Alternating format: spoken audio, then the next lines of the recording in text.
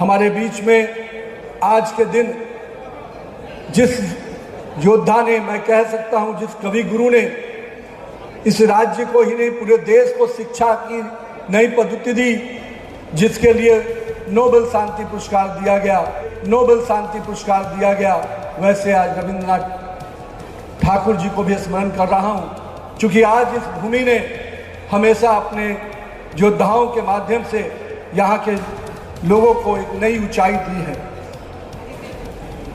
শুনলেন বিজেপির সর্বভারতীয় সভাপতি নবীন নীতিন কবিগুরু রবীন্দ্রনাথ ঠাকুরের নোবেল পুরস্কার নিয়ে ঠিক কি বললেন। রবীন্দ্রনাথ ঠাকুর শান্তির জন্য নাকি নোবেল পেয়েছিলেন। আরও একবার শুনে নিন বিজেপির নবনির্বাচিত সর্বভারতীয় সভাপতি নীতিন নবীন দুর্গাপুরে মাটিতে দাঁড়িয়ে ঠিক কি বলে গেলেন।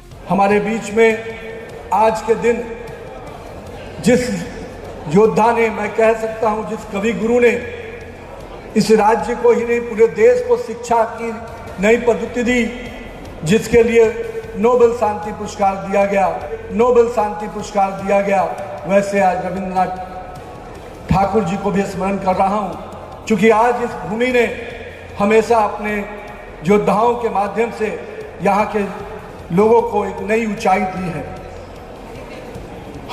বিশ্বকবি রবীন্দ্রনাথ ঠাকুরের নোবেল পুরস্কার নিয়ে বিজেপির সর্বভারতীয় সভাপতি নবীন নীতিনের এমন বক্তব্যকে ঘিরে বিতর্কের ঝড় বিদ্বজ্জন মহলে। হচ্ছেটা কি প্রশ্ন বিদ্বজ্জনদের। রঙ্গই দেখব এখন রাজনৈতিক নেতাদের, বিশেষ করে সর্বভারতীয় যারা বিভিন্ন দলের নেতা, তাদের পুরো দেশ ঘুরে বেড়াতে হয়, এক এক রাজ্যে নানা রকম, এবং তারা চেষ্টা করেন বক্তৃতার মধ্যে সেই রাজ্যের মানুষদের সম্বন্ধে কিছু কথাবার্তা, তাদের আবেগ নিয়ে কিছু কথাবার্তা বলার চেষ্টা করেন, এবং তার জন্য তার প্রস্তুতি দরকার। গতকাল আমাদের কারখানা শহর দুর্গাপুরে কমল মেলা নামে একটা বড় মেলা হচ্ছে, সেখানে বিজেপি যে সদ্য সভাপতি নীতিন নবীন মশাই তিনি এসেছিলেন।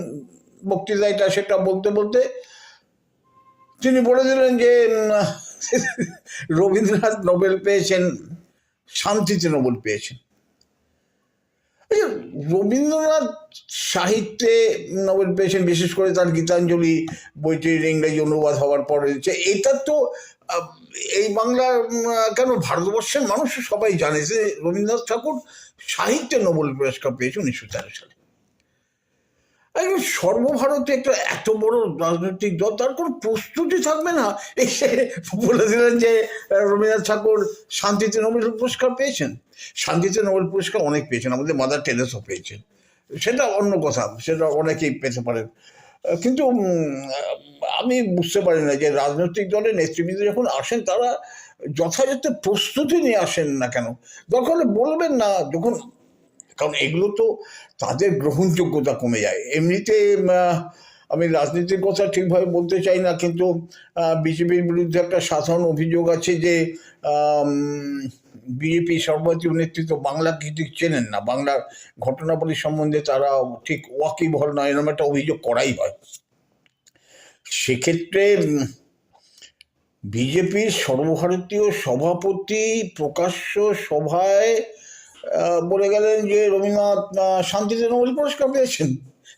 এই সত্যি কত রঙ্গ দেখবো। আর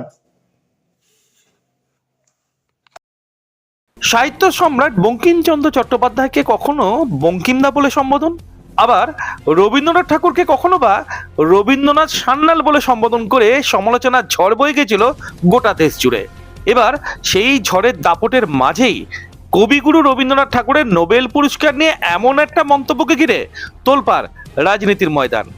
শেষমেশ সাহিত্যের বদলে শান্তির জন্য রবীন্দ্রনাথ ঠাকুরের নোবেল পুরস্কার। বিজেপির সর্বভারতীয় নেতার এমন মন্তব্যকে ঘিরে বিতর্ক শুরু দুর্গাপুরে। কখনো কখনো এমন ভুল হতেই পারে, এর জন্য এত লাফালাফির প্রয়োজন নেই। প্রতিক্রিয়া বিজেপির নেতৃত্বের, তোপ দাগলেন শাসক দলকে। দেখুন, স্লিপ অফ টাং যে কোনো মানুষের হতে পারে, কিন্তু এই নিয়ে তৃণমূল এবং তৃণমূলের পোষ্য কিছু বুদ্ধিজীবী খুব উৎসাহিত এবং খুব লাফালাফি করছে।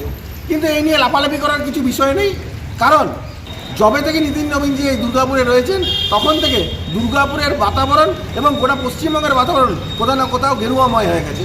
এই জন্যেই পশ্চিমবঙ্গের তৃণমূল ভয় পাচ্ছে, এটা থেকে পরিষ্কার। আর 2026-এ এরা বিসর্জন হবেই, এটাও মানুষ বুঝে গেছে। আসলে বাংলার মাটির সাথে বিজেপির কোনো টাচই নেই, তাই এসব ভুলভাল বকতে থাকেন তারা। পাল্টা প্রতিক্রিয়া তৃণমূল নেতৃত্বের। হ্যাঁ, আজকে শুনেছি সর্বভারতীয় বিজেপির সভাপতি উনি এসেছিলেন, রবীন্দ্রনাথ ঠাকুর সম্বন্ধে বলেছেন যে রবীন্দ্রনাথ ঠাকুর নাকি নোবেল পুরস্কার পেয়েছিলেন, শান্তির নোবেল পুরস্কার। ওটা শান্তির নোবেল পুরস্কার না, সাহিত্যের নোবেল পুরস্কার পেয়েছে 1913 সালে। বিজেপির নেতৃগণ যখনই আসবেন বাংলার মাটিতে, আপনারা শিক্ষা দীক্ষা নিয়ে আসবেন, কারণ আপনারা জয় শ্রীরাম বলতে অভ্যস্ত, জয় শ্রীরাম ছাড়া কিছু চেনেন না। আপনাদেরকে বাংলায় প্রবেশ করতে গেলে বাংলার একজন শিক্ষক বা শিক্ষিকার দরকার। সেই শিক্ষিকার নাম বাংলার মা মমতা বন্দ্যোপাধ্যায়ের কাছে শিক্ষা অর্জন করে তারপরে বক্তব্য রাখবেন। দয়া করে ভুলভাল বক্তব্য রাখবেন না। পাগলের মতন বক্তব্য রাখতে গেলে ছাগলে কিনা খায়, পাগলের কিনা বলে। এই তো আপনাদের প্রধানমন্ত্রী একটা বক্তব্য রেখেছিলেন সিঙ্গুরে, আমার বলতে লজ্জা লাগছে। সেই বক্তব্যটা যদি কারো কাছে থাকে আপনারা শুনবেন, আপনার নেতারা শুনবেন, আর যত এরকম করবেন তত আপনাদের ভোট কমবে, আপনাদের জেতার কোনো, আপনারা বিজেপি শূন্য হবেন। শান্তি নয়, সাহিত্যে নোবেল পেয়েছিলেন বিশ্বকবি রবীন্দ্রনাথ ঠাকুর। বাংলা আর বাঙালির অস্মিতা নিয়ে আর কতদিন এই ছেলে খেলা চলবে, প্রশ্ন বুদ্ধিজীবী মহলের একাংশের।